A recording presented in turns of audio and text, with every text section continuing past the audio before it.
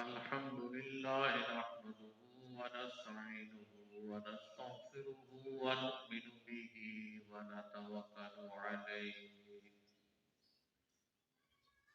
ونعوذ بالله من شرور أنفسنا ومن سيئات أعمالنا من يهده الله فلا مضل له ومن يضلل فلا هادي له ونشهد أن لا إله إلا الله وحده لا شريك له ونشهد أن محمدا عبده ورسوله أما بعد فأعوذ بالله من الشيطان الرجيم بسم الله الرحمن الرحيم سبحان الذي أسرى بعبده ليلا من المسجد الحرام إلى المسجد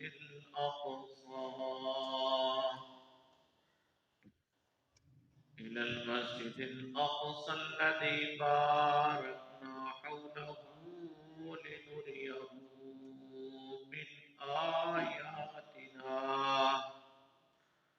إنه هو السميع البصير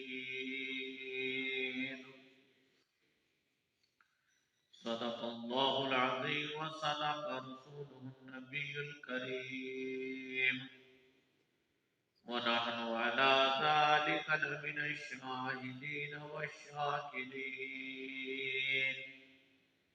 والحمد لله رب العالمين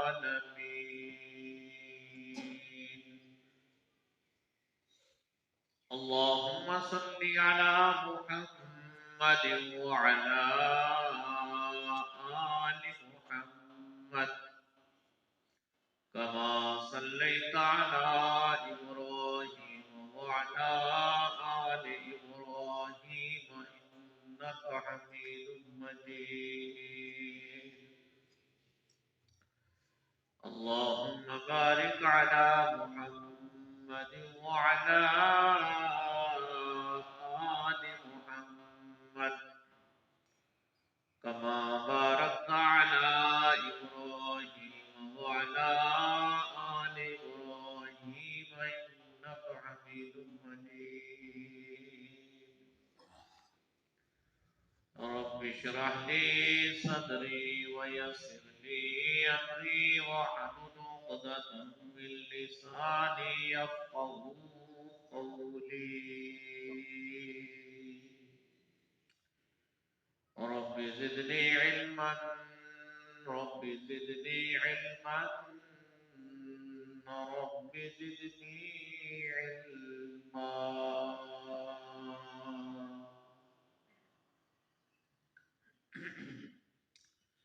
واجب الاحترام معزز سامعین، اللہ رب العزت کا احسان ہے کہ اللہ رب العزت نے اپنے پیارے حبیب علیہ السلام کی سیرت مبارکہ کو ہمیں سننے سنانے کی توفیق نصیب فرمائی ہے۔ رجب کا مہینہ ختم ہو چکا، شعبان کا مہینہ شروع ہو چکا ہے۔ شعبان کے مہینے کے بعد رمضان المبارک کا مہینہ شروع ہو جائے گا، تو رجب کے مہینے میں آپ صلی اللہ علیہ وسلم کے معراج کے بارے میں گفتگو ہوئی، چونکہ آپ صلی اللہ علیہ وسلم کو معراج 27 رجب کو ہوا، تو جب آپ صلی اللہ علیہ وسلم مسجد حرام سے مسجد اقصی، پھر مسجد اقصی میں نبیوں کی امامت کروائی، وہاں سے آپ آسمانوں پر تشریف لے گئے، جنت اور جہنم آپ کو دکھلائی گئی، مختلف انبیاء سے آپ کی ملاقات ہوئی، ساتویں آسمان سے اوپر سدرۃ المنتہا پر تشریف لے گئے، سدرۃ المنتہا سے اوپر اکیلے عرش پر تشریف لے گئے، اللہ رب العزت سے ملاقات ہوئی، اللہ رب العزت نے آپ کو نمازوں کا تحفہ عطا فرمایا،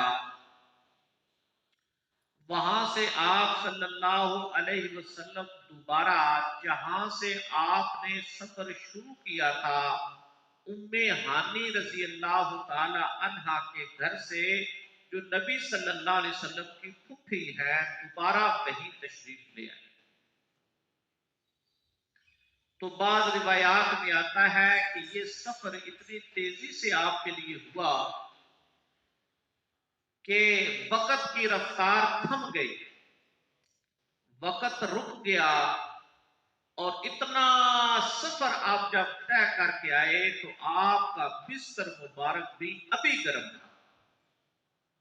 جب بندہ اپنے بستر سے اٹھتا ہے تو جسم کی حدت کی وجہ سے بستر گرم ہو جاتا ہے، پھر اگر زیادہ دیر گزرے تو بستر دوبارہ ٹھنڈا ہو جاتا ہے۔ تو جب آپ واپس آئے تو ابھی بھی بستر مبارک گرم تھا۔ صبح کو جب بیدار ہوئے، ام ہانی رضی اللہ تعالی عنہا فرماتی ہیں کہ آپ صلی اللہ علیہ وسلم نے بھی فجر کی نماز پڑھی اور ہم نے بھی آپ کے ساتھ نماز پڑھی۔ اس کے بعد آپ صلی اللہ علیہ وسلم نے ارشاد فرمایا کہ میں عشاء کو تمہارے ساتھ ہی سویا تھا، پھر میں نے مسجد اقصی میں جا کے نماز پڑھی، اور ابھی فجر میں بھی تمہارے ساتھ نماز پڑھ رہا ہوں۔ تو آپ صلی اللہ علیہ وسلم نے جب یہ باتیں ارشاد فرمائی کہ راتوں رات مسجد اقصی جانا، پھر وہاں کی سیر و تفریح، پھر آسمانوں پہ جا کے دوبارہ واپس آ جانا، اب یہ بات تو بڑی ہی عجیب تھی، بڑی عجیب بات تھی کہ راتوں رات مسجد حرام سے مسجد اقصی کا سفر 1 مہینہ کی مسافت ہے، 1 مہینہ لگتا ہے۔ جو قافلے وہاں سے جاتے تھے 1 مہینے میں وہاں پہنچتے تھے، اور پھر وہاں جانا، پھر وہاں سے آنا، یہ بڑی عجیب بات تھی۔ تو آپ صلی اللہ علیہ وسلم جب اٹھ کے جانے لگے تو ام ہانی، یہ آپ کی پھوپھی ہے، تو کہتی ہیں کہ میں آپ صلی اللہ علیہ وسلم کے پیچھے آپ کی چادر مبارک کو میں نے پکڑ لیا، اور میں نے کہا کہ کیا یہ واقعہ آپ لوگوں سے بھی بیان کریں گے؟ یہ باتیں جو آپ نے ہمیں ارشاد فرمائی ہیں، کیا یہ باتیں آپ باہر لوگوں سے بھی ارشاد فرمائیں گے؟ آپ نے فرمایا جی، میں لوگوں کو بھی بتاؤں گا جو میں نے دیکھا، اللہ تعالیٰ نے جو آپ کو دکھایا وہ بتانے کے لیے تو دکھایا تھا، میں لوگوں سے بھی بیان کروں گا۔ تو ام ہانی کہتے ہیں میں نے کہا یا رسول اللہ، آپ لوگوں سے یہ باتیں نہ ارشاد فرمائیں، لوگ آپ کی تکذیب کریں گے، اب کس طرح مانیں گے کہ آپ راتوں رات گئے، اتنا آپ نے سیر کی، تو آپ کو آپ کی تکذیب کریں گے، آپ کو جھٹلائیں گے، آپ کی بات نہیں مانیں گے، آپ پہ اعتبار نہیں کریں گے، اور ہو سکتا ہے آپ کو تکلیف بھی پہنچائیں، تکلیف بھی پہنچائیں۔ لازمی بات ہے جب ایسی بات سنیں گے، ایک تو ہے بندہ مانے نہیں، ایک یہ آگے سے ہوٹنگ کرنا، تالیاں پیٹنا، مختلف باتیں کرنا، اب یہ تکلیف بھی ہوتی ہے۔ تو آپ وہاں سے باہر تشریف لے گئے، اور بیت اللہ شریف میں آ کے آپ صلی اللہ علیہ وسلم بیٹھ گئے۔ اب آپ صلی اللہ علیہ وسلم بیٹھے ہیں غم زدہ افسردہ، اب اتنی بڑی بات تھی، اتنی بڑی بات کرنے کے لیے بھی بندہ سوچتا ہے میں کیسے بات شروع کروں. وہ لوگ جو آپ صلی اللہ علیہ وسلم کی دعوت ماننے کے لیے تیار نہیں، مکہ کے مشرکین جن کو آپ کلمے کی طرف بلا رہے ہیں، جن کو آپ توحید کی طرف بلا رہے ہیں، جن کو آپ صلی اللہ علیہ وسلم اخلاقیات کی طرف بلا رہے ہیں، وہ بات ماننے کو تیار نہیں، تو اتنی بڑی بات وہ کیسے مان لیں. تو آپ بیٹھے تھے، اتنے میں ابو جہل آیا اور آ کے پوچھا خیریت تو ہے، حالانکہ دشمن تھے لیکن پھر بھی آپ کے قبیلے کے تو تھے نا، مکہ کے لوگ تھے. آپ نے فرمایا کہ میں رات کو بیت المقدس گیا تھا، اور اس طرح کر کے آپ نے اس کو بات بتائی. ابو جہل بڑا حیران کہ یہ کیسی بات ہے. تو ابو جہل کہنے لگا کہ آپ یہ بات بتائیں، یہ باتیں جو آپ نے مجھے بتائی ہیں، کیا آپ ساری قوم کے سامنے بھی یہ بات کر سکتے ہیں؟ آپ نے فرمایا کیوں نہیں میں کر سکتا ہوں. مقصد کیا تھا؟ مقصد یہ تھا کہ یہ بات عقل میں آنے والی کوئی نہیں. اب اس کو تو ایک پوائنٹ مل گیا. پہلے تو یہ ہمیں اللہ کی توحید کی طرف بلاتے تھے، اخلاقیات کی طرف بلاتے تھے، بتوں کی عبادت نہیں کرنا، نظر و نیاز نہیں ان کے نام پر چڑھانا. یہ باتیں کچھ نہ کچھ عقلی تو تھی. بھئیو جو بت تم ہاتھ سے بناتے ہو تمہارے الہ کیسے ہو گئے، تمہاری پکار کیسے سنتے ہیں، یہ بات عقل میں تو آنے والی تھی. لیکن یہ بات جو آپ فرما رہے ہیں یہ بات تو عقل میں آنے والی نہیں. تو مطلب کیا ہوگا جب لوگ یہ سنیں گے کہ میں رات کو بیت اللہ سے مسجد اقصی گیا، آسمانوں پہ گیا، میں نے سیر کی، میں نے یہ دیکھا، تو لوگ کیا کریں گے؟ جو لوگ آپ پر ایمان لا چکے ہیں وہ بھی پیچھے ہٹ جائیں کہ یہ باتیں عجیب کر رہے ہیں. تو ابو جہل نے کہا کیا یہ بات آپ قوم کو کہہ سکتے ہیں؟ آپ نے فرمایا میں کہہ سکتا ہوں. اب اس نے جناب بڑا بھاگا گیا، سورے لوگوں کو جمع کیا، آ جاؤ بھی آ جاؤ بھی آ جاؤ. ایک بڑی عجیب بات ہے، آ جاؤ. اندازہ لگائے کتنا بڑا کافر تھا، پکا کافر، کافروں کا سردار ابو جہل. سارے لوگوں کو اکٹھا کر کے نا، آؤ بھی ایک بات، محمد بن عبداللہ ایک بات کہتا ہے، آ جاؤ ذرا. سارے لوگ جمع ہو گئے. تو کہنے لگا جی آپ ان سے بھی یہ بات کریں. اندازہ لگاؤ جب بندے کی اپنے مطلب کی بات ہو نا تو سب کو جمع کر لیتا ہے، اور جب اپنی مطلب کی بات ہو تو سب کو کہتے ہیں اس کی بات نہ سنو، جاؤ اس کی بات نہ سنو، اس کی بات پہ توجہ نہ کرنا. تو سب کو جمع کر لائے. آپ بیت اللہ شریف کے اندر تھے. آپ صلی اللہ علیہ وسلم نے پھر ان کو بتایا کہ میں رات یہاں بیت اللہ سے میں مسجد اقصی گیا اور میں نے یہ دیکھا، میں نے وہ دیکھا، آسمانوں پہ گیا. تو سارے لوگ بڑے حیران، کچھ لوگ حیران ہو کے چپ ہیں، کچھ لوگ جناب تالیاں پیٹ رہے ہیں، کچھ کہہ رہے ہیں کہ دیکھا ہم تو پہلے نہیں کہتے تھے، نعوذ باللہ ہم تو پہلے نہیں کہتے تھے کہ یہ ایسی باتیں کرتے ہیں. اب بتاؤ یہ بات پہ کوئی یقین کرنے والا ہے؟ کوئی ہے اس بات پہ یقین کیا جا سکے؟ یہاں تک کہ جو نئے نئے مسلمان یا مسلمان ہونے کا ارادہ کر رہے تھے، آپ صلی اللہ علیہ وسلم کی دعوت، آپ کے اخلاق سے متاثر ہو کے وہ بھی شک میں پڑ گئے کہ یار یہ کیا ہو سکتا ہے. اب چونکہ اللہ تعالیٰ اپنی قدرت دکھانا چاہتے تھے کہ میں کر سکتا ہوں، اصل تو اللہ کی قدرت واضح ہو رہی تھی. تو اب کیا ہے، انہوں نے کہا کہ آپ اگر کہتے ہیں کہ آپ بیت اقصی گئے ہیں، آپ مسجد اقصی جو فلسطین کے اندر ہے آپ وہاں گئے ہیں، تو آپ ہمیں کچھ نشانیاں بتائیں.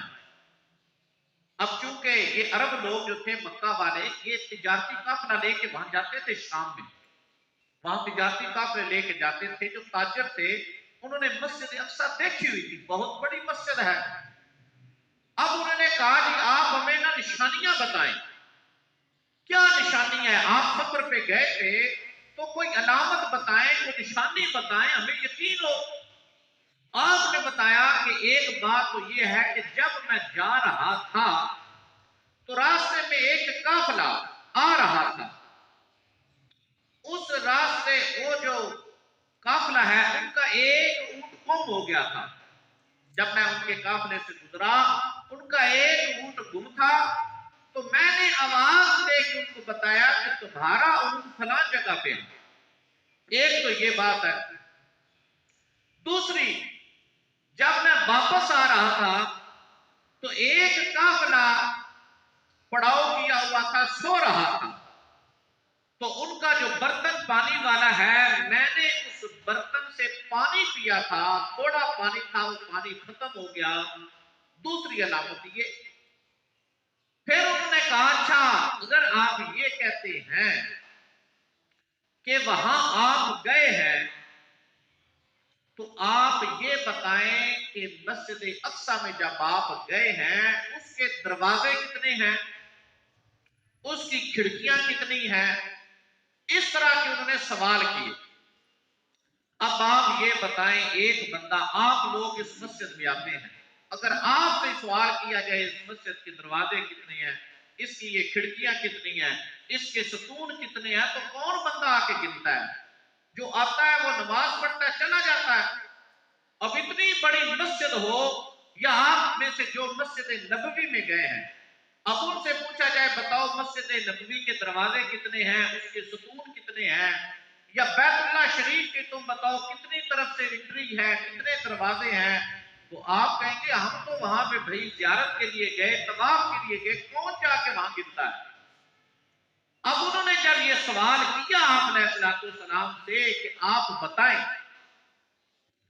تو آپ علیہ السلام، لازمی بات ہے ایک بندے پہ طبی طور پہ پریشانی آ جاتی ہے، میں ان کو کیا کہوں، عجیب سا سوال ہے۔ تو بہرحال اللہ رب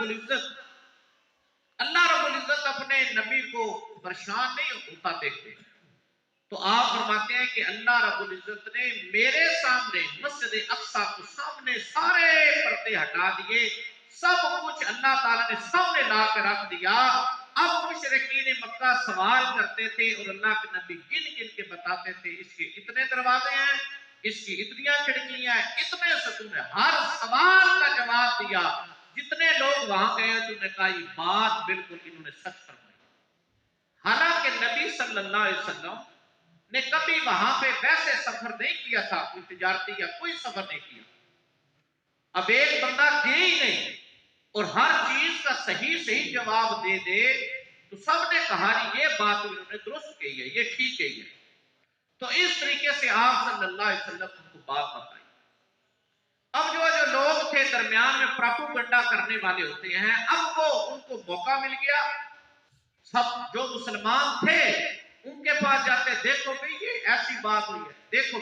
اسی طرح لوگ گئے، ابو جہل بھاگا حضرت بکر صدیق رضی اللہ تعالی عنہ کے پاس بھی گیا، ارے یہ بات سنو، کیا تم نے سنا ہے؟ بھئی کیا ہوا؟ بھئی یہ بتاؤ کہ ایک شخص یہ کہے کہ میں راتوں رات یہاں سے مسجد اقصی گیا، میں ادھر گیا، میں ادھر گیا، اب بتاؤ اتنا لمبا سفر کوئی راتوں رات کر سکتا ہے؟ تم بتاؤ یہ بات سچ ہو سکتی ہے؟ یہ بات عقل میں آ سکتی ہے؟ ارے کون کہتا ہے یہ بات؟ کون یہ بات کہتا ہے؟ اب ابو جہل کو تو بڑا پوائنٹ مل گیا۔ کون کہتا ہے؟ تیرا دوست کہتا ہے جس کے تم کلمہ پڑھتے ہو، وہ کہتا ہے کہ میں نے یہ کام کیا۔ تو بکر صدیق رضی اللہ تعالیٰ نے فرمایا اگر یہ بات محمد رسول اللہ صلی اللہ علیہ وسلم فرماتے ہیں تو میں کہتا ہوں بے شک وہ گئے، بے شک وہ گئے۔ یہ ہے ایمان۔ فرمایا جب ہم اس بات کی تصدیق کرتے ہیں کہ اللہ کا فرشتہ آسمانوں سے میرے نبی کے پاس آتا ہے، جب ہم اس بات کی تصدیق کرتے ہیں کہ اللہ کا فرشتہ آسمانوں سے دن میں کئی چکر میرے نبی کے پاس لاتا ہے اور وہی لے کر آتا ہے، تو پھر میرا نبی آسمانوں پہ کیوں نہیں جا سکتا؟ آ سکتا ہے۔ بس اس بات پہ اللہ تعالیٰ نے ابو بکر کو صدیق اس لیے کہتے ہیں کہ میرے نبی کے معراج کی سب سے پہلی تصدیق کرنے والا ابو بکر ہیں، اور قیامت تک ابو بکر صدیق بن کے رہیں۔ اور اسی طرح اللہ کے نبی نے فرمایا کہ میں جب وہاں سے واپس آ رہا تھا تو میں نے ایک قافلہ دیکھا، وہ قافلہ وہاں سے آ رہا ہے، ایک تجارتی قافلہ، اس قافلے کے آگے آگے ایک خاکستری رنگ کا اونٹ ہے، اس پہ 2 بورے لدے ہوئے ہیں، ایک کالے رنگ کا ہے، ایک دھاری دار رنگ کا ہے، اور میرا اندازہ یہ ہے کہ جس رفتار سے وہ قافلہ چل رہا ہے بدھ والے دن وہ قافلہ تمہارے پاس پہنچ جائے گا، بدھ والے دن وہ تمہارے پاس پہنچے گا۔ یہ ایک اور پیشن گوئی کر دیا آپ نے۔ تو لوگوں کو اب انتظار ہوا، لوگوں کو انتظار ہوا کہ ہم دیکھیں گے جن اونٹ والوں کا بتایا کہ جن کا اونٹ گم ہو گیا، ایک وہ قافلہ آ رہا ہے، ایک وہ قافلہ جس کے مٹکے سے آپ صلی اللہ علیہ وسلم نے پانی پیا تھا اور ان کا پانی ختم ہو گیا، اور ایک وہ تجارتی قافلہ جس کے بارے میں اللہ کے نبی نے پیشین گوئی فرمائی کہ وہ بدھ والے دن تمہارے پاس پہنچے گا، اور اس کے آگے آگے جو اونٹ ہے وہ خاکستری رنگ کا ہے، اور اس کے اوپر 2 بورے ہیں، ایک کالا اور ایک دھاری دار۔ اب لوگ اس میں کہ ہم تحقیق کریں گے، تو جو قافلہ وہاں پہ آیا پہلے ان سے پوچھا کہ بھئی یہ بتاؤ تمہارا اونٹ گم ہوا تھا؟ انہوں نے کہا جی بالکل، ہمارا ایک اونٹ گم ہو گیا تھا، اور ہمیں ایک آواز آئی، آواز دینے والے نے ہمیں آواز دی کہ تمہارا اونٹ فلاں جگہ پہ ہے۔ ہم جب وہاں پہنچے تو واقعی ہمارا اونٹ وہاں تھا۔ اب ایک بات کی تصدیق ہو گئی۔ دوسرا جب قافلہ پہنچا تو ان سے پوچھا کہ تم یہ بتاؤ کہ تمہارے ساتھ کوئی واقعہ پیش آیا تمہارے پانی کے بارے میں، مٹکے کے بارے میں؟ تو وہ کہنے لگے کہ رات ہم جب سو گئے ہم نے اپنے مٹکے کو ڈھانپ کے رکھ دیا، اس میں پانی تھا، صبح جب ہم اٹھے پانی پینے کے لیے تو وہ خالی تھا، وہ خالی تھا۔ اب اس بات کی بھی تصدیق ہو گئی۔ اب اگلا مرحلہ تھا کہ وہ جو بدھ والے دن کے اللہ کے نبی نے پیشن گوئی کی تھی کہ شام کی طرف سے ایک قافلہ آ رہا ہے اور وہ بدھ والے دن یہاں پہنچے گا۔ اندازہ لگائیں، آپ علیہ السلام نے اندازہ بھی کیسے لگا رہی ہے کتنے دنوں میں یہاں پہنچ جائے گا، یہ نبی کی بصیرت ہوتی ہے۔ اب جناب انتظار بدھ والے دن کا ہو گیا، اب بدھ کا وقت گزرنا شروع ہو گیا، دوپہر گزر گئی، عصر کا وقت آ گیا، عصر کا وقت گزرنے لگا، شام کا وقت قریب آ گیا۔ اب شام کا وقت قریب آ گیا، قافلہ ابھی تک نہیں پہنچا، لوگ انتظار میں ہیں کہ ہم دیکھیں گے۔ شام کا وقت قریب آ گیا، قافلہ نظر نہیں آ رہا، سورج ڈھلنا شروع ہو گیا۔ اللہ کے نبی نے دعا کی، یا اللہ اے میرے مولا کریم، یا اللہ اس سورج کو روک دے، جب تک وہ قافلہ مکہ میں داخل نہ ہو، یا اللہ سورج کو روک دے۔ اللہ تعالیٰ قادر ہے، اللہ تعالیٰ نے سورج کو وہی روک دیا۔ جب وہ قافلہ مکہ میں داخل ہوا لوگ منتظر تھے، دیکھنے لگے۔ اب جب دیکھا آگے بڑھ کے وہی ایسا پایا کہ سب سے آگے جو اونٹ تھا وہ خاکستری رنگ کا تھا، 2 بورے اس پہ لدے ہوئے تھے، اور سب نے کہا کہ یہ نشانی بھی پوری ہوئی۔ لیکن میرے بھائیوں، ہدایت اس کو ملتی ہے جس کو اللہ چاہتا ہے۔ کہ لوگ معجزے دیکھ کر بھی ایمان نہیں لاتے، کوئی لوگ کرامات دیکھ کر بھی ایمان نہیں لاتے، کیونکہ ایمان کا تعلق جو ہے وہ اللہ تعالیٰ کی ذات سے ہے۔ اللہ جس کو چاہتے ہیں ہدایت سے ملے گی۔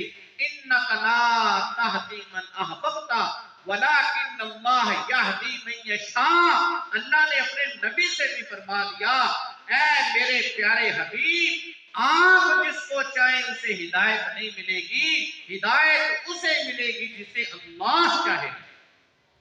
اس لیے میرے بھائیوں، اللہ سے مانگنا پڑتا ہے، ایمان یقین اللہ سے مانگنا پڑتا ہے، اعمال کی توفیق اللہ سے مانگنی پڑتی ہے۔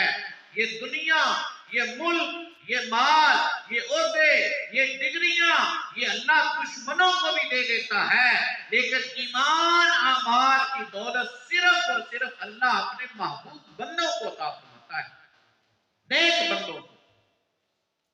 ایمان دنیا میں سب سے قیمتی چیز اللہ نے بنائی، سب سے قیمتی چیز ایمان ہے، ایمان۔ اس لیے ایمان کے لیے صحابہ نے جانوں کے نذرانے پیش کر دیے، ایمان کے لیے نبیوں نے اپنی گردنیں کٹوا دی، ایمان کی محنت کے لیے صحابہ اکرام نے گھر بار چھوڑ دیا، ایمان کی محنت کے لیے خونوں کے نذرانے پیش کر دیے، ایمان کی دولت کو حاصل کرنے کے لیے ان کو سولیوں پہ چڑھا دیا گیا، ایمان کی مضبوطی کے لیے ان کو کوڑے مارے جاتے تھے، لیکن وہ اپنی بات پہ ڈٹے رہے کہ سب سے قیمتی چیز ایمان ہے۔ اگر ایمان مل گیا، ایمان پہ استقامت مل گئی، ایمان پہ خاتمہ ہو گیا، جان جاتی ہے تو جائے، مال جاتا ہے تو جائے، عزت جاتی ہے تو جائے، شہرت جاتی ہے تو جائے، سب کچھ چلا جائے، لیکن ایمان پہ سودا نہیں کیا میرے بھائی، ایمان پہ سودا نہیں کیا۔ افسوس کی بات یہ ہے آج ہمارے ایمان کمزور ہو چکے ہیں، ہمیں اپنے ایمان کی کوئی فکر نہیں۔ اللہ کے نبی نے فرمایا ایمان بھی پرانا ہو جاتا ہے، ایمان بھی پرانا، جس طرح کپڑا پرانا ہو جاتا ہے اسی طرح ایمان بھی پرانا ہو جاتا ہے، اور ایمان کو تازہ کرنے کے لیے کیا ہے؟ اللہ کا ذکر ہے، اللہ کا ذکر، اللہ کا ذکر سے ایمان میں جان پیدا ہوتی ہے۔ ابو سفیان جو ابھی تک مسلمان نہیں ہوئے تھے، یہ فتح مکہ کے موقع پہ ایمان لائے ہیں، تو یہ بھی اسی طرح کا ایک واقعہ بیان کرتے ہیں سفر معراج کے متعلق۔ کہتے ہیں کہ میں جب آپ صلی اللہ علیہ وسلم نے مختلف بادشاہوں کو خطوط لکھے تو روم کے بادشاہ کو بھی خط لکھا اور اپنی نبوت کی طرف دعوت دی۔ روم کے بادشاہ کو جب نبی صلی اللہ علیہ وسلم کا خط ملا تو اس نے کہا کہ دیکھو اس علاقے کا اگر کوئی بندہ تجارت کے لیے آیا ہے اس کو لے کے آؤ، میرے دربار میں لے کے آؤ۔ روم کے بادشاہ نے کہا، تو قدرتی وہاں پہ مکہ کا ایک قافلہ گیا ہوا تھا تجارتی، اور وہ ابو سفیان کا تھا، ان کو لایا گیا۔ ابو سفیان مکہ کا سردار تھا، بڑا ذہین فتین شخص۔ جب اس کو دربار میں پیش کیا گیا، یاد رکھیں یہ جو مکہ کے لوگ مشرک تھے، جھوٹے نہیں تھے، جھوٹ نہیں بولتے تھے، جھوٹ نہیں بولتے تھے۔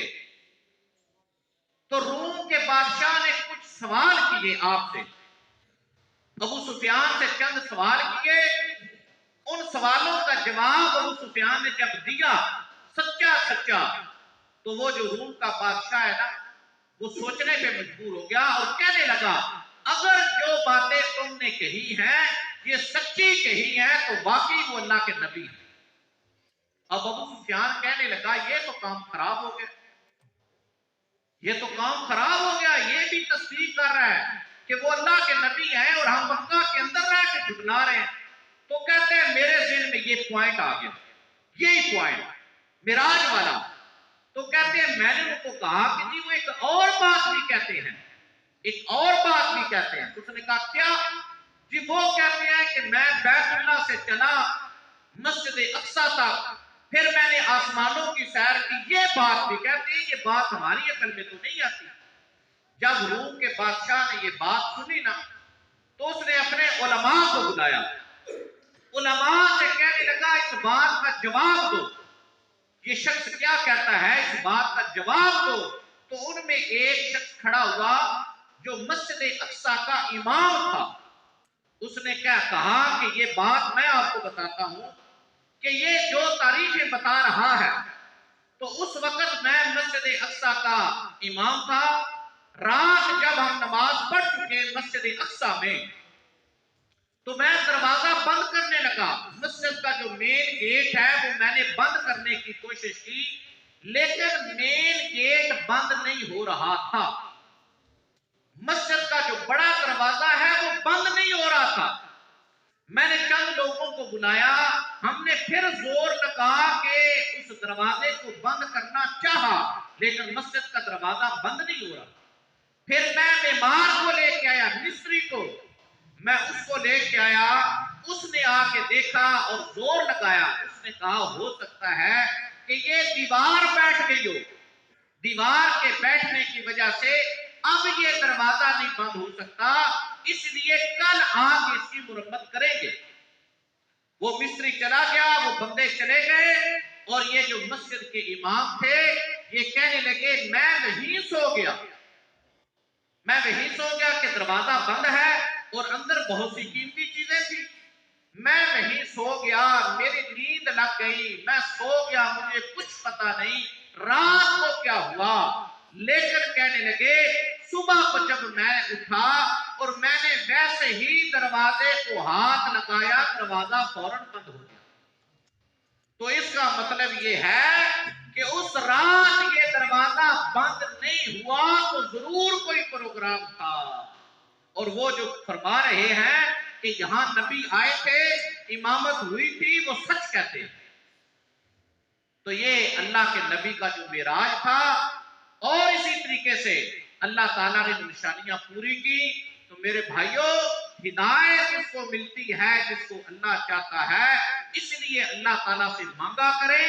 یہ مال، یہ چیزیں، یہ عہدے، یہ ڈگریاں، یہ اقتدار، یہ اللہ دشمنوں کو بھی دے دیتا ہے۔ اقتدار تو اللہ نے فرعون کو بھی دیا تھا، اقتدار تو اللہ نے حامان کو بھی دیا تھا، اقتدار تو اللہ نے شداد کو بھی دیا تھا، مال تو اللہ تعالیٰ نے بڑے بڑے لوگوں کو دیا تھا۔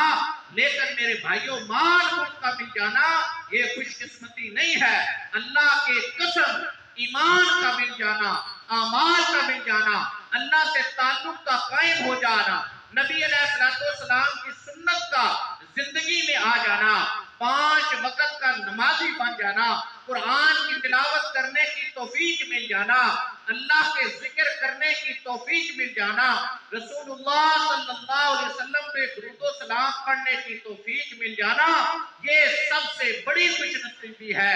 اللہ تعالیٰ سے دعا ہے اللہ تعالیٰ ہمیں عمل کرنے کی توفیق نصیب فرمائے۔